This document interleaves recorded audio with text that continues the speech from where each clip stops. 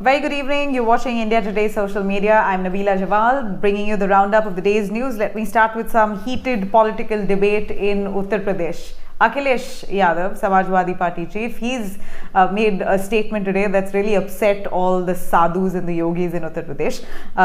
He's called Yogi Adityanath as chilumjeevi. Literally calls him chilumjeevi, saying that people like Yogi Adityanath would never allow Uttar Pradesh to flourish. This is what he says, upsetting the sadhus extensively. The sadhus now demanding an apology from Akhilesh Yadav.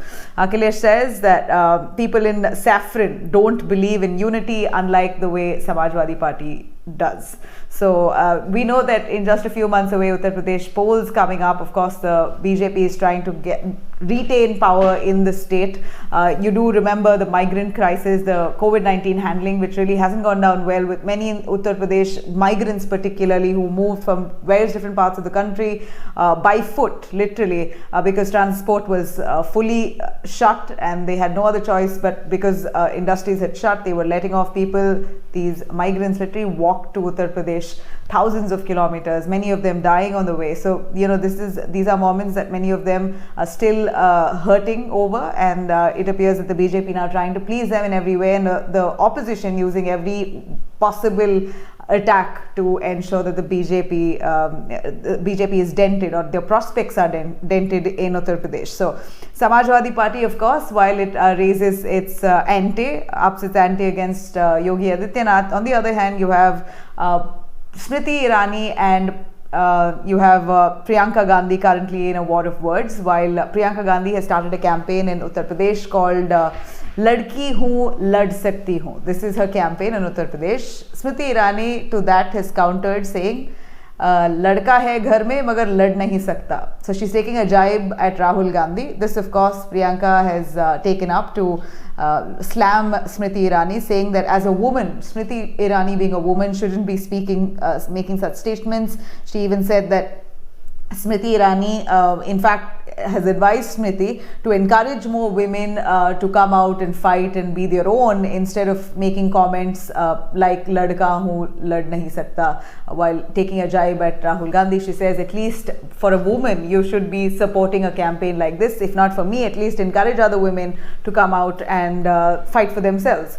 Nari Shakti, etc. So she's really furious over what Smriti has said, saying that this was not welcoming of a woman, especially a person like Smriti Irani, who's a lawmaker herself, an MP.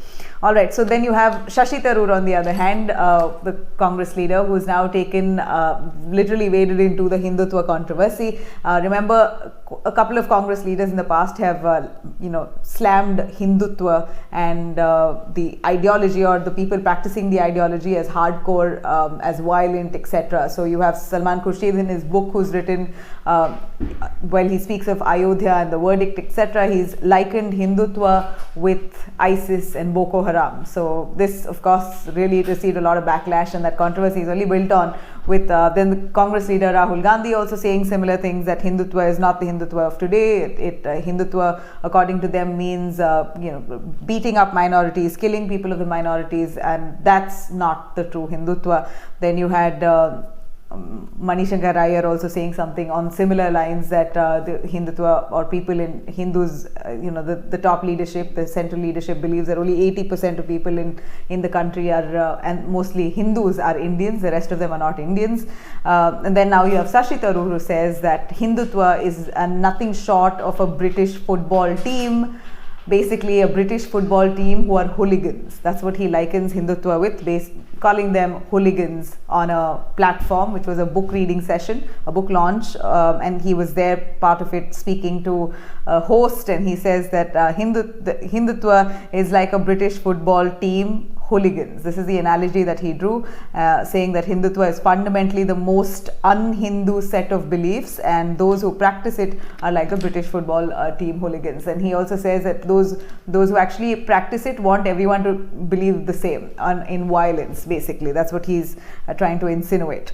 All right. So on the other hand, today we saw Defence Minister Rajnath Singh, inaugurate a very special memorial, a war memorial in eastern Ladakh, Rizangla. In fact, Rizangla is the same place where India and China had a war back in 1962, where you had a host of the people from the Indian military who died in that war. And this war memorial commemorates and literally remembers those who laid their lives for the country. So you had Rajnath Singh there today, who in fact in one of those images we saw Rajnath Singh literally push a wheelchair of retired RV Jatar, a retired brigadier RV Jatar of 13 Kumaun in a wheelchair. In fact, Jatar himself bravely fought in the 1962 Sino-India conflict.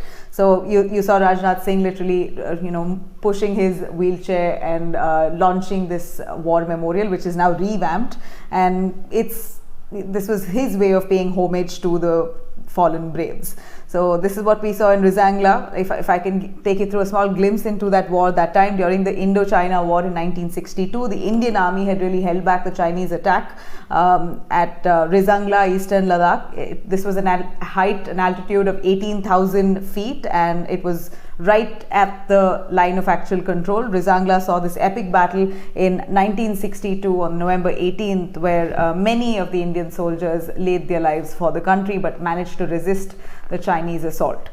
Now, coming to Karnataka, we're looking at the Bitcoin scandal only escalating. Now you have the BJP and the Congress blaming each other for using Bitcoins to earn illegal money. So now there is allegation that the main accused, who has been arrested now, Sri Krishna, his name is, he's been hacking into Bitcoin accounts, trying to steal Bitcoins from other Bitcoin accounts, etc. So his name has been mentioned in the charge sheet, in a charge sheet which the police is investigating his attempt at hacking multiple Bitcoin platforms and even the government's portals. His name has been linked with Congress Neta Mohammad Nalapad as well, and in fact this particular issue has now snowballed in Karnataka, with the BJP saying that the Congress Neta may have used Shriki to rig elections, or he has some kind of connection with him, and that must be investigated. While the Congress says that the BJP has used Shriki, this man, on multiple attempts to try and hack into accounts and get kickbacks in the form of Bitcoin. So on both sides you have allegations flying thick and fast.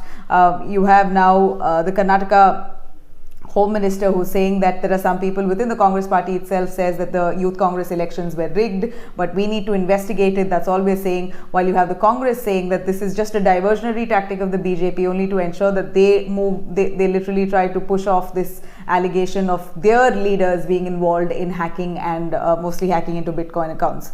So yeah, this is what's happening in Karnataka with Sri Krishna right at the epicenter of this Bitcoin scam. But Bitcoins, first of all, it's such a volatile topic. If you say it, it's almost actually not even like the stock market. Stock market is still regulated in India. The Bitcoin is still not regulated. So now with multiple ways of trying to, hackers really trying to hack into Bitcoin accounts, stealing Bitcoins, selling, buying, that's crores of rupees that they deal with online. The government has also decided now, the central government has also decided that there's possibly a way to regulate Bitcoin. And now if you own a Bitcoin, you might have to pay taxes for the same. It will come under the legal system. So Prime Minister Modi as well, while speaking of Bitcoins in a keynote address at the Sydney Dialogue, he's basically spoken about Bitcoins and how countries must ensure and work together that these Bitcoins, or rather cryptocurrencies, aren't misused. So yep, and while that said, the reason to why Bitcoins become such a rage in the country today is because at least 10 crore investors from India itself have invested into Bitcoin. So that amounts to close to 8,000 crores of money that have gone into Bitcoins, and Indians investing in Bitcoins, even though it's not yet regulated. Remember, you already had the government in fact had had passed this bill. It was called the Cryptocurrency and Regulation of Official Digital Currency Bill, which was proposed in 2019, which banned any kind of cryptocurrency. But now this bill has been conveniently scrapped. It's quickly, the government has quickly taken a new stance, and they've now said, or rather feel, that instead of fighting technology, they rather embrace it and bring it into the legal system, so that now whoever owns it will have to pay taxes and it will come into the legal ambit. So yeah, we are seeing we're seeing many stars now as well promoting these this kind. Many stars have been roped in for ad spends on to attract investors into new investment opportunities into cryptocurrencies, mostly not bitcoins alone, but all kinds of cryptocurrencies. So you know that we're looking at NFTs now doing very well. These non-fungible tokens, it can be of any form. Non-fungible tokens can also be a piece of art which can become almost something like a currency. If you own that piece of art, it'll have a value of certain amount. Like for example, Amitabh Bachchan's recent NFT auction, it was a piece of art gathered about 7 crore rupees. So this is what we see here. Really a volatile market here for cryptocurrency, but nonetheless it means also huge money. So many world economies are clearly worried to really legalize cryptocurrency because of the volatile nature. You never know. See, digital currency is digital currency. You don't hold it in your hand. You see it in your account. It's not safe as yet because we're still seeing the dark net thriving, where hackers they manage to actually hack into your accounts and steal that money so quickly. So it's so hard to actually trust these kind of legal tenders or tenders which are not yet legal, but cryptocurrencies which should or should not become legal tender. Even though it's so famous and popular, should governments really accept it wholeheartedly and make it legal tender? That's the dilemma that most of the countries are in. In fact, El Salvador, it's one of the only countries in the world who have allowed for cryptocurrency has allowed Bitcoin to be legal tender, to be legal currency. So apart from that, you have countries like the United States, Germany, UK, Australia, who have all taken a pro-crypto stand, but they also have lots of regulations in place. It's not entirely fully accepted so freely.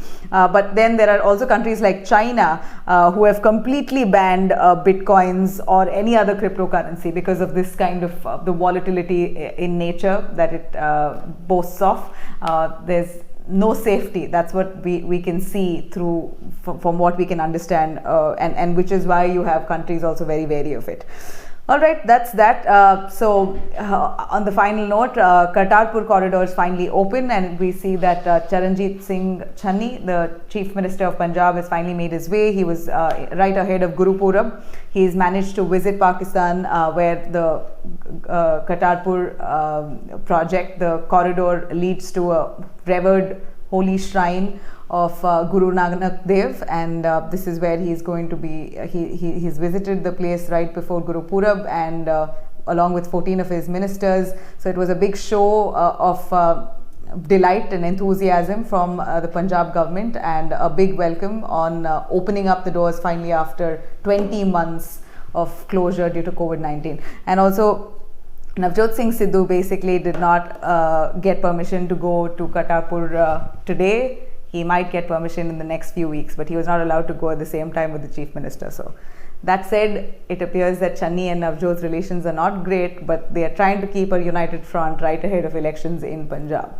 That's it for now. CBSE examinations, those who are hoping that there's some relief from CBSE examinations and that it will be offline, it will be online mostly, etc. The Supreme Court has said nothing doing. CBSE examinations will be offline. If there is any discrepancy in arranging for it in terms of in ensuring COVID protocols, then at max the authorities will have to take cognizance and do it. But then there's no escaping offline examinations. So if you are appearing for CBSE examinations, then please prepare for it, because the pandemic is over almost. So you have no other choice but to be prepared for your exams. Thank you very much for watching. Have a good one.